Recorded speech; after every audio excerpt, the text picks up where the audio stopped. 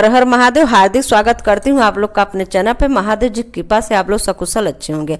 आज मैं सुनाऊंगी गणेश चतुर्थी व्रत की कथा, तो प्लीज़ मेरे चैनल पर बने रहे। मेरे चैनल सब्सक्राइब, वीडियो को लाइक कर दे। चलिए कथा शुरू करती हूँ।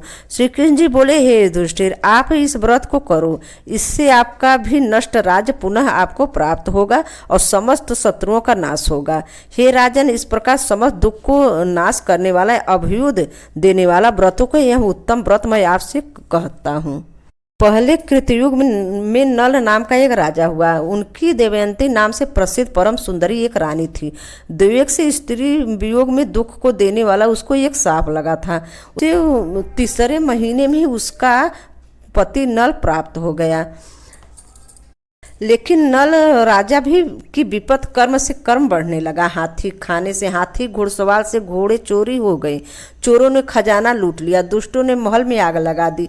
राजकार को चौपट करने वाली मंत्री को भी राजा को छोड़कर भाग गए। राजा भी जुए में अपना सब राजपाट गवाकर अंत में दमयंती के साथ जंगल में चला गया। वहां भी विपत ने उसका साथ नहीं छोड़ा और दुर्वेश के साथ दमयंती से उसका भी छो हो गया।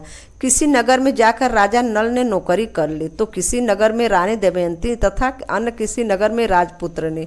अनेक प्रकार की व्याधि से पीड़ित वे सभी अपने अपने कर्म के फलों को भोगते हुए पृथक पृथक भिक्षा मांग कर दिन बिताने लगे। एक समय दमयंती महामुनि रंगभंग के चरणों में मस्तक नवाकर बोली। हे दमयंती ने कहा, हे मुनि, हे भगवान, मेरे पति, पुत्र और विपुल राज तथा पहले के हाथी घोड़े आज सारे ऐश्वर्य कैसे प्राप्त होंगे। और इस प्रकार दमयंती के वचन सुनकर रंगभंग ऋषि बोले, हे दमयंती, बड़े से बड़े संकट को दूर करने वाले, समस्त कामनाओं को पूर्ण करने वाला यह मैं एक व्रत तुमसे कहता हूँ।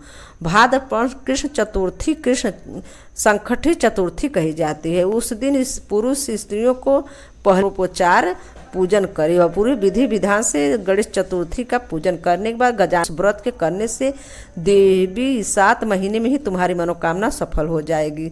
दमयंती भाद्रपद महीने के संकट चतुर्थी इस व्रत को आरंभ कर लगातार 7 महीने गणनाथ के पूजन में तैमतर रही। 7 महीने के बाद ही उसका पति राजपुत्र और पहले की तरह समस्त ऐश्वर्य प्राप्त हुआ। श्री कृष्ण जी बोले, हे युधिष्ठिर, आप भी इस व्रत को करो, इससे आपका भी नष्ट राज्य पुनः आपको प्राप्त होगा और समस्त शत्रुओं का नाश होगा। हे राजन, इस प्रकार समस्त दुख को नाश करने वाला, अभ्युदय को देने वाला व्रत में उत्तम व्रत मैंने आपसे कहा। भाद्रपद कृष्ण चतुर्थी व्रत कथा समाप्त। आगे दूसरी कथा। एक बार भगवान शंकर जी ने अपने दोनों पुत्रों कार्तिकेय तथा गणेश जी से पूछा कि तुम में से कौन ऐसा वीर है जो देवताओं के रक्षा कर सके। तब कार्तिकेय ने अपने को देवताओं का सेनापति प्रमाणित करते हुए देव रक्षा योग अधिकारी बताया। इसके बाद भगवान शंकर जी ने गणेश जी से पूछा। तब गणेश जी ने कहा, मैं तो बिना सेनापति बने ही देवताओं के सब संकट हर सकता हूँ। शिव जी ने दोनों बालकों की परीक्षा लेते हुए तुम दोनों में से पृथ्वी परिक्रमा सबसे पहले करके मेरे पास आ जाएगा, वहीं वीर तथा सर्वश्रेष्ठ घोषित किया जाएगा। कार्तिकेय जी ने अपने वाहन मोर पर चढ़कर पृथ्वी परिक्रमा करने चल पड़े। गणेश जी ने सोचा, अपने वाहन चूहे पर बैठकर पृथ्वी परिक्रमा पूरी करने में बहुत समय लग जाएगा, इसलिए कोई युक्ति सोचनी चाहिए। और गणेश जी ने अपने माता पिता के साथ परिक्रमा की और कार्तिकेय के आने की प्रतीक्षा करने लगे। कार्तिकेय ने लौटने पर अपने पिता से कहा, गणेश जी तो पृथ्वी का परिक्रमा करने गए ही नहीं। उस पर गणेश जी बोले, मैंने अपने माता पिता के साथ परिक्रमा की है। माता पिता में ही समस्त तीर्थ निहित है, इसलिए मैंने आपके साथ परिक्रमा की है। गणेश जी की युक्ति सुनकर सब देवता और कार्तिकेय ने उनकी बात सिर झुकाकर स्वीकार कर ली। तब शंकर जी ने गणेश जी को आशीर्वाद दिया कि समस्त देवताओं के सर्वप्रथम तुम्हारी पूजा होगी। गणेश जी ने पिता की आज्ञानुसार देवताओं को संकट दूर किया। अतः भगवान शंकर जी ने कहा, चतुर्थी तिथि के दिन चंद्रमा तुम्हारे मस्तक पर ताज बनकर पूरे विश्व को शीतलता प्रदान करेंगे। जो स्त्री पुरुष इस तिथि पर तुम्हारा पूजन और चंद्रमा का अर्घ देगा, उसका दैविक और भौतिक ताप दूर होगा और ईश्वर पुत्र सौभाग्य की प्राप्ति होगी। आगे तीसरी कथा। पहले समय में सत्यवादी ब्राह्मण भक्त हरिश्चंद्र प्रतापी राजा हुए। उनके काल में न कहीं अधर्म सुनाई देता था, न कोई दुख रहता था, न दरिद्री रहता था, न कोई रोगी, न कोई अल्पायु रहा। उनकी राज्य में ऋषि शर्मा नाम का एक तपस्वी ब्राह्मण रहता था। थोड़े ही समय में उसको एक पुत्र हुआ। देवयोग से ऋषि शर्मा मर गए और पत्नी पुत्र की रक्षा करने लगे। भीख मांग कर लाती और किसी तरह पुत्र और का लालन पालन करती। वह संकटी चतुर्थी को व्रत करने लगी। भीख मांग कर तिल के 10 लड्डू बनाकर गोबर के गणेश को कहे हुए प्रकाश से सदा पूजन किया करती थी। एक समय उसका 5 वर्ष का पुत्र गणेश की मूर्ति में खिलौना समझकर गले में बांधकर खेलने के लिए बाहर निकल गया। उसी समय मूर्ख कहार बर्तन बनाने वाला उस 5 वर्ष के बालक को अपनी आमा में डाल दिया। इधर उसकी माता पुत्र को न पाकर पागल सी हो गई और गणाध्यक्ष का पूजन कर विलाप करने लगी। हे गणेश, हे महाकाय, हे जटा समूह, हे शोभयामान पुत्र दुख से पीड़ित मेरी रक्षा करे। हे अनाथों के नाथ, भक्तों के अभीष्ट वर देने वाले पुत्र दुख से पीड़ित मेरी रक्षा करें। इस प्रकार आधी रात तक उस बेचारी ने विलाप किया। सवेरे होते ही कुम्हार आंवा खोलकर देखता है तो वह 5 वर्ष के बालक उसी आंवे में घुटने तक पानी में खेलता हुआ पाता है। इस प्रकार देखते हैं भय के मारे कांपने लगा। इसके बाद जाकर राजा के सामने जैसा उसने किया था वह सब कह सुनाया। कुम्हार बोला, हे राजन, मैंने ऐसा अपराध किया है जिसे बाध्य हुआ हूँ। हे राजन, राजकन्या के विवाह के लिए मुझे कुछ मिट्टी के बर्तन सिर्घ बनाकर देने थे और कई बार आंवा में आग लगाने पर भी वो पके नहीं। तब जादू टोना जानने वाली किसी को एक बूढ़ी से जाकर पूछा तो उसने चोरी से बालक के बलि देने के लिए कहा था। तब बड़ी चिंता उत्पन्न हुई कि किस बालक को अग्नि में डाले जाए। जिससे बालक को अग्नि में डालूंगा तो तुरंत ही मुझे काट डालेगा। इस भय से किसी राण के लड़के को बलि देने का निश्चय किया और अपनी भार्या को यह समझाकर कहा कि ऋषि शर्मा नाम ब्राह्मण मर गया है। उसका लड़का 5 वर्ष का है। उसकी विधवा माता भीख मांगकर अपना और पुत्र का लालन पालन करती है। यदि उसके पुत्र के बलिदान किया जाए तो वह गरीब दुखिया कुछ न कर सकेगा और मेरे सब बर्तन पक जाएंगे। फिर मैंने उस बालक को खेलते हुए पकड़ कर आंवा में डाल दिया और सुखपूर्वक रात को सोया। सवेरा होते ही आंवा को बर्तन दे पके या नहीं सोचकर आंवा खोलकर देखता हूँ तो जिस अवस्था में बालक को वहाँ डाला था उसी अवस्था में उसको वहाँ निर्भय देखकर मैं भयभीत हुआ और यहाँ आया हूँ। इस प्रकार उसके वचन को सुनकर राजा चकित हुए। स्वयं आंवा के पास जाकर खेलते हुए लड़कियों को देखकर अपनी आत्मा से कहा कि हे, यह कैसी बात है? यह बालक किसका है? जी, इसका निश्चय करो। और इस आंवा के भीतर घुटने तक कमल में सुशोभित जल और पर्दमणि के समान दुर्बा कैसे प्राप्त हुआ? इस दरिद्र बालक को न दाह है, न क्षुधा, न पिपासा है। घर की तरह निर्भर होकर खेल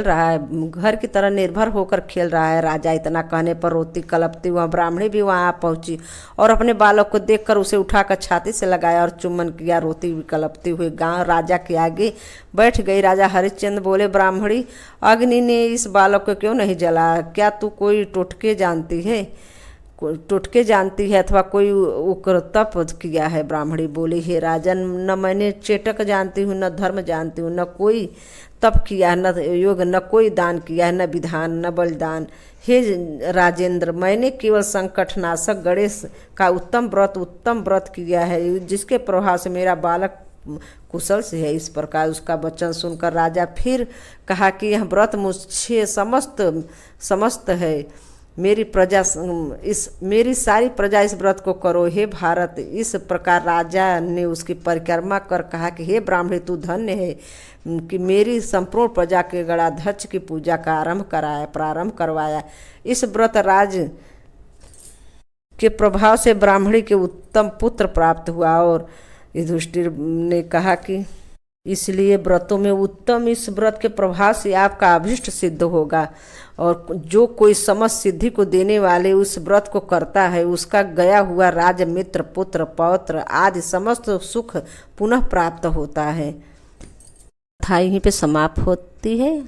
श्री गणेशाय नमः। श्री गणेश जय गणेश जय गणेश देवा, माता जाके पार्वती पिता महादेवा। पान चढ़े, फूल चढ़े और चढ़े मेवा, लड्डूवन का भोग लगे संत करी सेवा।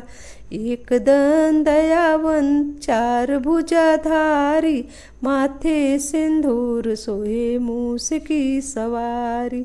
जय गणेश जय गणेश जय गणेश देवा, माता जाकी पार्वती पिता महादेवा। अंधन को आँख द कोढ़िन को काया, बाझन के पुत्र दे निर्धन को माया।